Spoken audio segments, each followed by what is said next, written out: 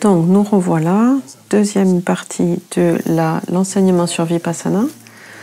Nous sommes dans la deuxième partie du chapitre qui concerne la façon de générer la vue pour que Vipassana s'élève, page 66 et suivante. Et encore une fois, dans ce chapitre, je préfère vous donner une vue d'ensemble des questions traitées ici, plutôt que de suivre les pages et les titres et sous-titres précisément. Donc, nos souhaits de développer la vue, la perspective éveillée, de l'absence d'un soi, l'absence d'une entité concrète et statique. Et nous utilisons pour cela les processus du raisonnement, la logique et l'observation profonde afin de saper la croyance en l'existence d'un soi, l'entité d'un soi. Dans l'individu, le sujet qui perçoit, l'esprit, l'âme, ou dans l'objet perçu, ce qu'on appelle les phénomènes, les expériences. Ça, c'est le but.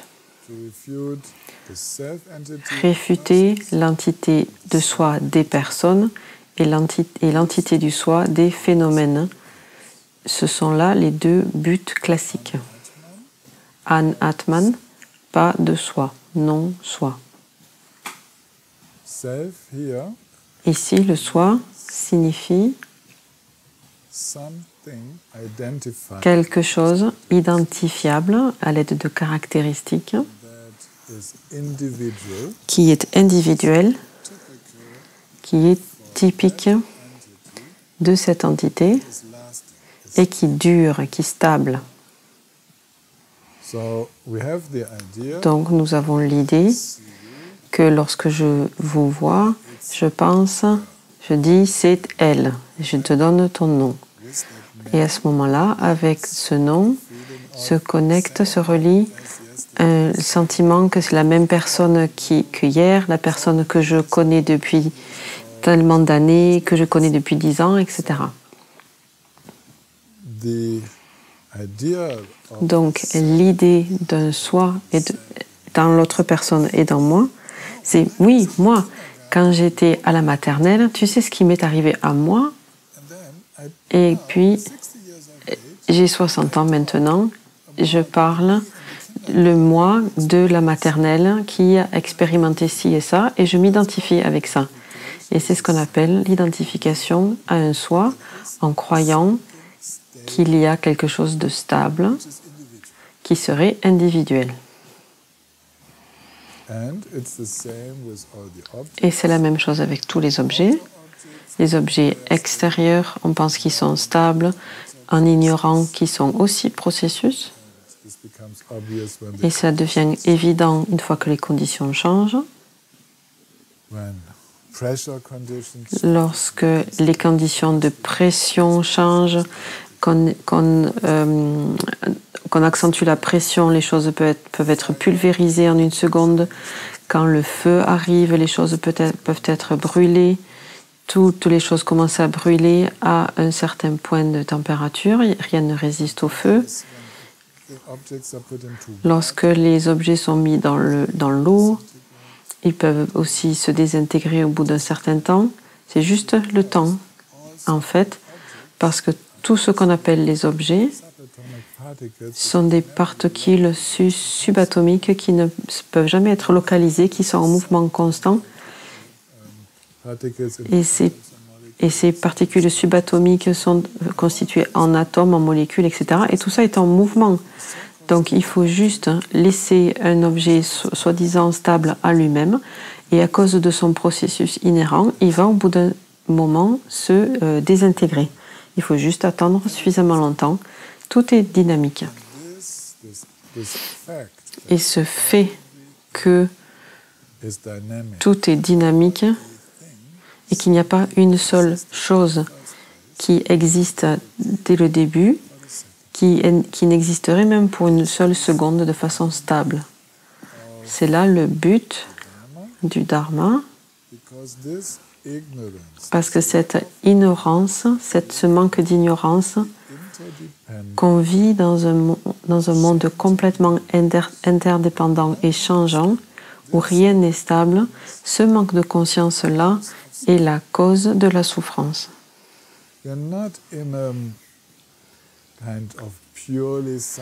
On n'est pas dans une investigation purement scientifique de la nature de l'esprit parce qu'on aime pour le plaisir de la recherche. L'idée de Vipassana, de la pratique de Vipassana, c'est de réduire la friction. La friction, j'ai cette idée sur la réalité, mais la réalité est différente. Donc il y a une friction. Mon idée de la réalité et la réalité ne coïncident pas. Et donc on se cogne. Et il y a encore quelqu'un qui est mort, et là, hier, il était vivant. Et si je connais la nature de la vie, je ne suis pas étonnée que les gens meurent du jour au lendemain, ça peut arriver à n'importe qui. Donc toutes ces surprises, voir quelque chose que j'aime et qui n'avait pas le moindre égratignure hier, a été égratignure aujourd'hui, ça c'est la nature de la réalité. Le grand moi, ça fait un pauvre moi aujourd'hui, dans une certaine discussion, parce qu'on appuie sur mes boutons et je me mets dans un état. À partir du moment où il y a un conflit avec la réalité, lorsque notre idée de la réalité ne correspond pas à la façon dont les choses sont vraiment, à ce moment-là, il y a de la friction, il y a de la tension. Et ça, c'est l'origine de tout dukkha, de tout stress. Donc la méditation de la vision profonde est une façon spécifique de sortir de la croyance erronée sans créer de nouvelles croyances pour entrer dans une vision claire des choses telles qu'elles sont, une expérience claire, sans créer une nouvelle opinion ou vision de comment ça devrait être, mais être dans le flot de l'expérience. Sans attachement, sans saisie, sans aversion et sans lutte. C'est ce qu'on appelle la paix, c'est le nirvana. La croyance en des entités qui existent de façon solide dans les gens et dans les phénomènes, les objets, ça, ce sont les deux points cruciaux. Dans les phénomènes également, nous incluons la croyance en les concepts. Je vais vous donner un exemple célèbre. On pourrait dire, par exemple, nous serions partenaires et je pourrais dire, on a un problème de relation. Notre relation ne va pas bien. On a cette idée d'une relation. La relation n'a pas d'existence. C'est un concept sur la façon dont nous sommes en relation. Et cette relation est malade. Il faut la guérir. Et vous voyez jusqu'où on va. Et c'est une façon très ordinaire de parler. Donc un concept est investi d'attributs d'une personne. Notre relation souffre. On entend des choses comme ça, des fois. Il faut prendre soin de la relation. Et tout ça, toutes ces choses-là, et on commence à croire à ça. Ça pourrait être des façons habiles de communiquer, mais ça peut aussi nous emporter très loin de ce qui se passe réellement. C'est ce qu'on appelle également un phénomène. Un concept est un phénomène de pensée. Donc, investir les phénomènes d'une entité de soi, c'est les rendre solides, plus solides que ce qu'ils sont réellement. Donc ça, c'est la grande chose à faire.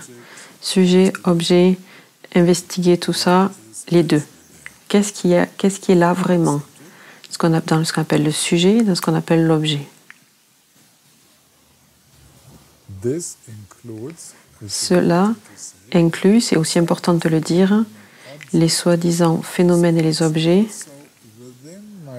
C'est aussi au sein de ma propre psyché, de mon propre esprit. Moi et ma colère. J'aime, moi et mon amour. Moi et mon désespoir. Donc, au sein de notre propre esprit, moi et ma main. Moi et la main que je vois. Moi et mes idées. On a cette séparation, pas seulement sujet-objet, intérieur-extérieur, mais même à l'intérieur de la personne, on a différentes coupures, séparations avec tout ce qu'on n'appelle pas soi ou moi. Et ça crée beaucoup de tension.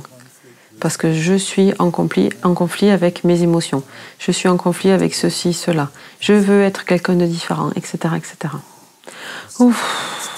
Vous voyez que ce stress-là, on l'appelle le samsara. C'est ça la substance. C'est de ça qu'il est fait. Donc pour sortir de ça, on va explorer notre système de croyances. Pas n'importe quel système de croyances, mais les croyances dans l'existence ou la croyance que j'existe, que ce monde existe. C'est la première chose. L'existence signifie que quelque chose est né, il existe, au moins pendant un certain temps, et puis ça peut mourir. Mais ça doit être en place, ça doit être là en tant qu'entité définissable pendant au moins un petit temps. Et puis, en explorant l'existence, la croyance en l'existence d'une émotion, de quelqu'un qui a une émotion, l'existence d'une idée, on explore tout ça et ça devient évident dans la méditation. Waouh, tout ça est fluctuant. On ne trouve rien qui dure. Il faut le recréer. Une idée, par exemple, il faut la recréer en permanence. L'idée d'un soi n'est pas là et de façon stable. Parfois elle est là, parfois elle n'est pas là, parfois elle est plus forte, parfois moins forte, etc. C'est un processus dynamique. On commence à voir toutes ces choses-là. Et notre croyance en l'existence s'effondre. On en vient à la conviction que rien n'existe.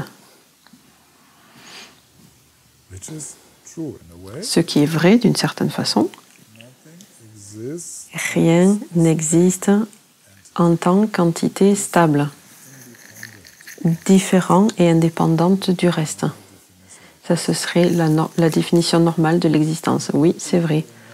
Mais ce qu'on fait dans notre approche, c'est qu'on tombe dans la croyance de la non-existence, que rien n'existe. Tout est non-existant. En fait, ce avec quoi on a du mal, c'est quand on croit en la non-existence, que rien n'a des résistances réelles, mais en même temps, on ne peut pas nier qu'on ressent quelque chose, qu'on fait des expériences, et que vous êtes là, et que vous êtes là, que vous avez une influence sur moi, et que toutes les choses ont des influences réciproques. Le monde est là. Et puis, on essaie de corriger les croyances à la non-existence, et on se dit, OK, ça existe et ça n'existe pas en même temps. Les deux ensemble. Vous êtes là, mais en fait, vous n'êtes pas là.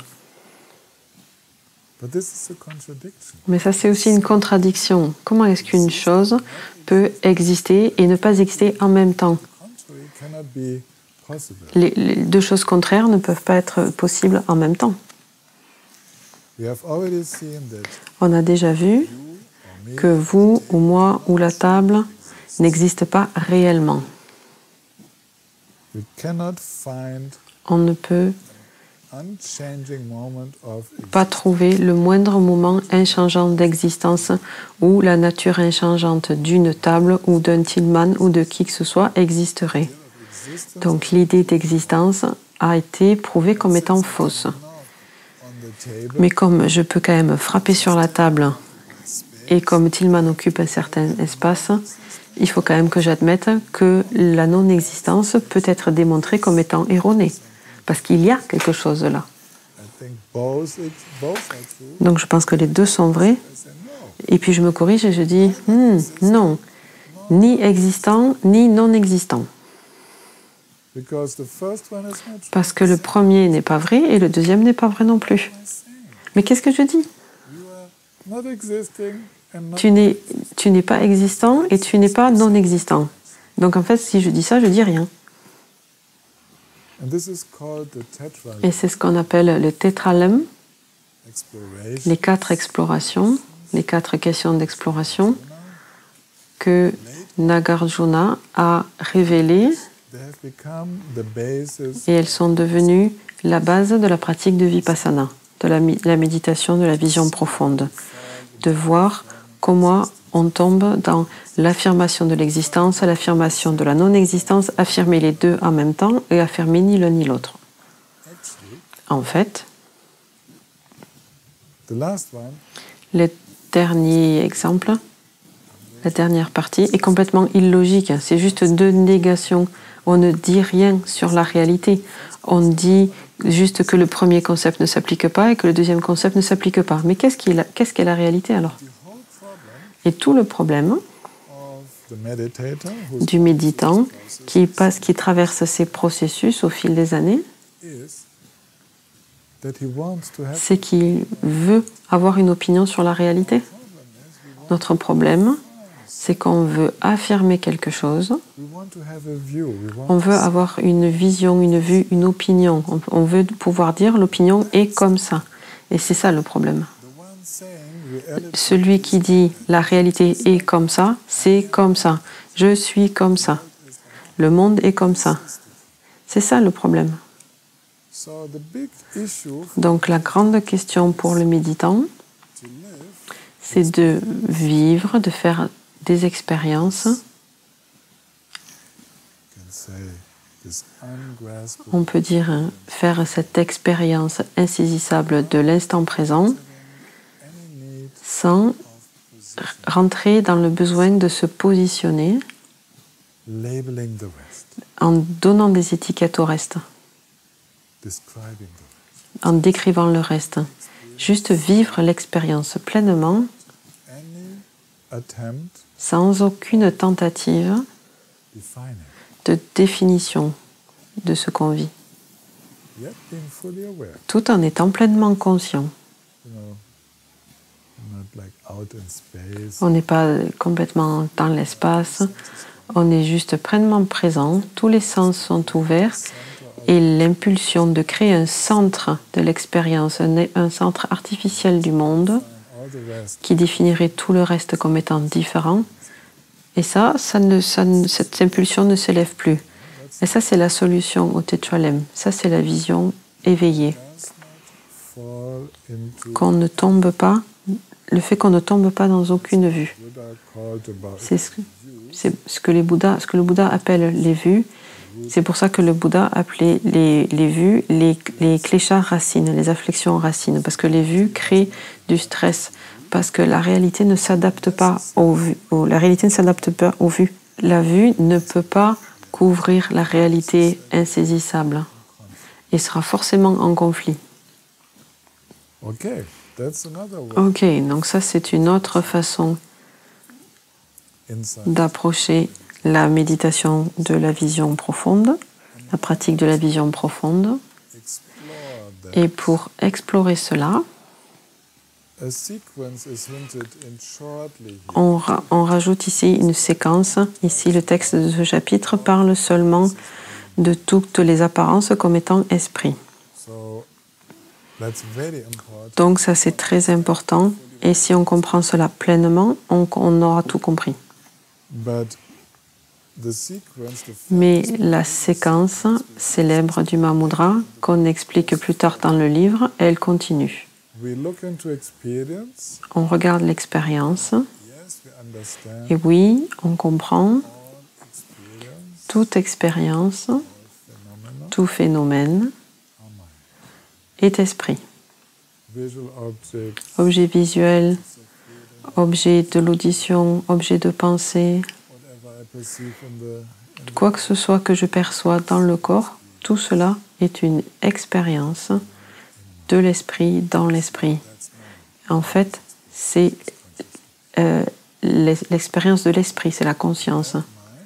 Et cet esprit, on continue, est exploré, ne peut pas être trouvé, ne peut pas être saisi, ce n'est pas une entité. Il échappe à toutes les définitions d'existence, non-existence, les deux ou ni l'un ni l'autre. Donc l'esprit, on le voit comme étant insaisissable et vide de toute nature. Et dans cette vacuité, dans cet esprit libre, vide, c'est dans cet esprit que s'élèvent toutes les expériences. Les expériences de vie étant insaisissables rendent possible le fait que toutes les expériences de vie puissent s'élever sans s'obstruer l'une l'autre. Et elles ne s'empêchent pas et elles se libèrent d'elles-mêmes. Elles n'ont pas de substance. Et ça, c'est toute la séquence de la découverte du Vipassana, de la pratique de la vision profonde. Une fois qu'on comprend que toutes les apparences sont esprit et que l'esprit ne peut pas être trouvé. C'est une idée. Le mot esprit est une idée qui décrit la vie. Le phénomène d'être conscient, de ressentir, de vivre. Donc pour arriver jusque-là, le processus de la pratique de Vipassana utilise également les instructions qui pointent directement. Dans une certaine mesure, c'est ce que je viens de faire. Vous trouverez ces instructions qui pointent directement comme des indications, par exemple, qui parlent de l'esprit que personne ne peut trouver. Et on contemple cela. Et cette contemplation signifie qu'on dirige notre conscience dans cette zone où on pense qu'un soi existerait, qu'on pourrait trouver un esprit, et on ne trouve rien, encore et encore. Donc on suit ces instructions qui pointent directement notre esprit et la réalité.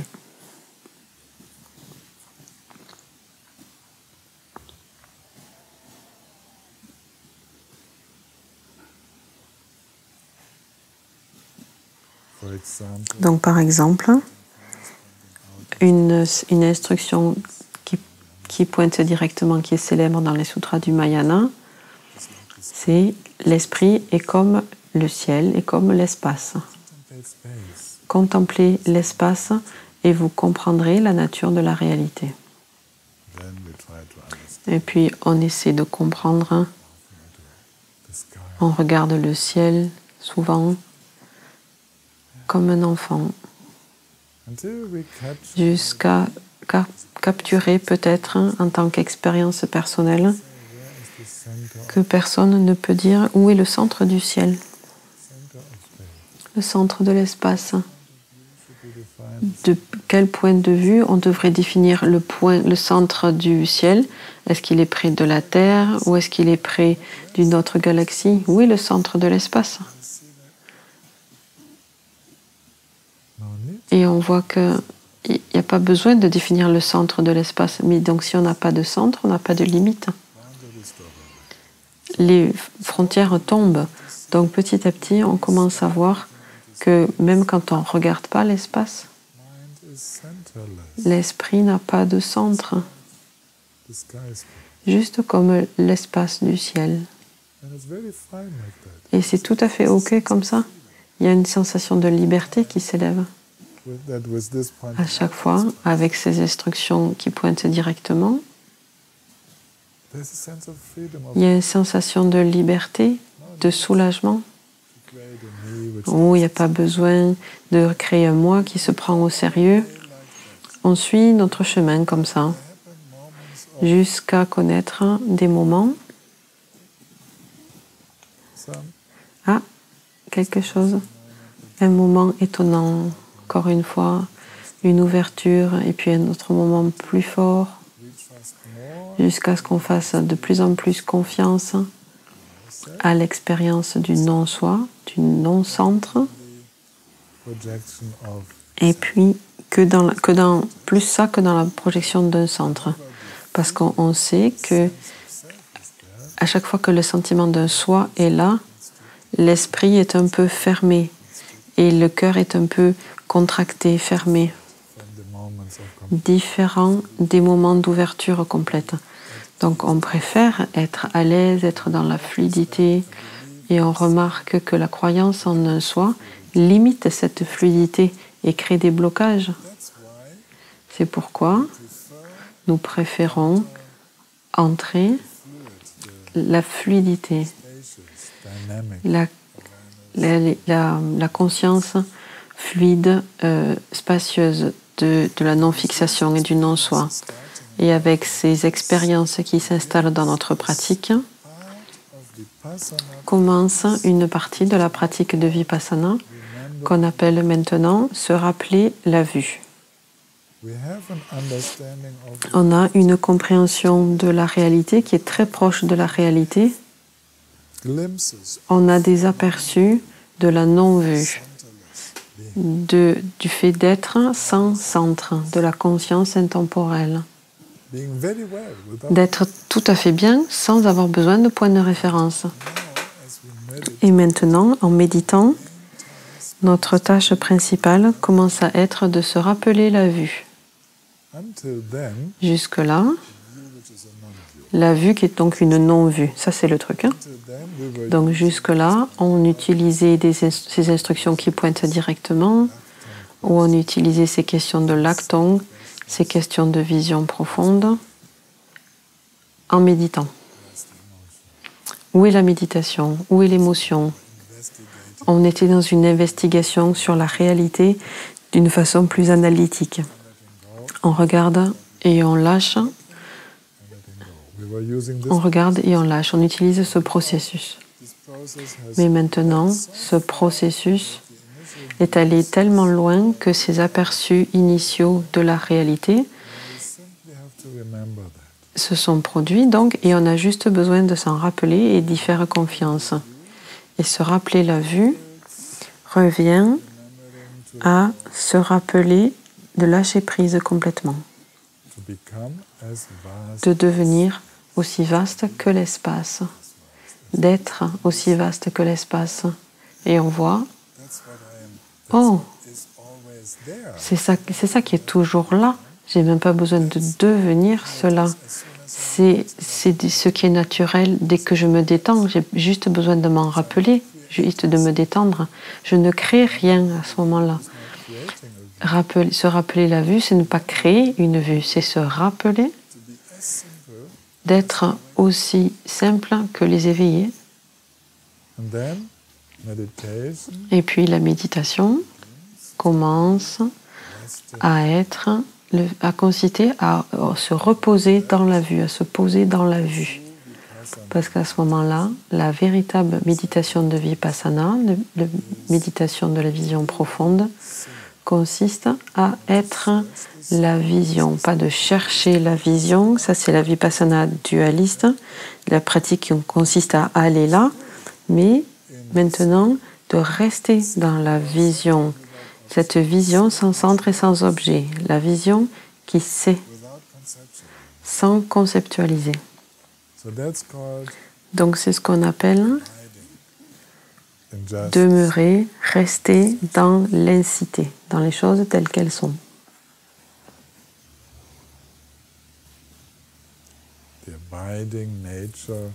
La nature naturellement calme, dépourvu d'identification. On reste là-dedans, on s'ouvre encore et encore à la façon dont les éveillés, ceux qui se sont réveillés du sommeil de l'ignorance, du manque de conscience, comment eux font l'expérience de la réalité.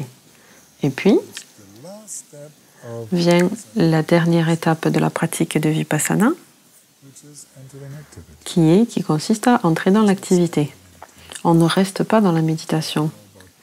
On parle maintenant de la post-méditation, post-réalisation, post-absorption. On entre à partir d'un état de plutôt passif, on entre dans l'interaction avec l'univers, sans créer de nouveaux centres, sans rentrer dans la séparation. Donc ça, c'est l'activité éveillée. Rester dans la vue, dans la vision, savoir. Rester dans la vision de la nature illusoire du monde, de ce qu'on appelle les entités, de ce qu'on appelle le soi de moi et le soi de toi, ce qu'on appelle les émotions. Et on voit que tout ça est processus. Rien de tout cela n'a de substance, y compris les objets matériels. Tout est processus qui dépendent de conditions. Et donc c'est un esprit fluide, un courant d'esprit fluide. Il n'y a rien de conscient, rien de solide là-dedans, très souple. Cette conscience souple qui interagit avec d'autres courants de conscience et les énergies de cet univers. Et c'est ça l'activité éveillée. Et elle n'a pas besoin d'avoir de projet, cette activité éveillée, comme elle est elle-même parfaitement détendue et qu'elle sait que ce courant de conscience, ce courant d'esprit expérimente de la tension et du stress dès qu'il y a de la saisie et de la solidification. La conscience détendue, naturellement, d'elle-même, sera perçue par les autres comme étant en train d'encourager avec compassion, amour et sagesse tous les autres à entrer aussi dans cet état fluide d'être, d'interaction, sans rien solidifier, sans être opiniâtre, sans s'attacher à quoi que ce soit. Donc ça, c'est l'activité éveillée qui est l'activité de Vipassana. C'est l'activité qui consiste à ne jamais quitter la vue, la vision profonde, de rester dans la vue.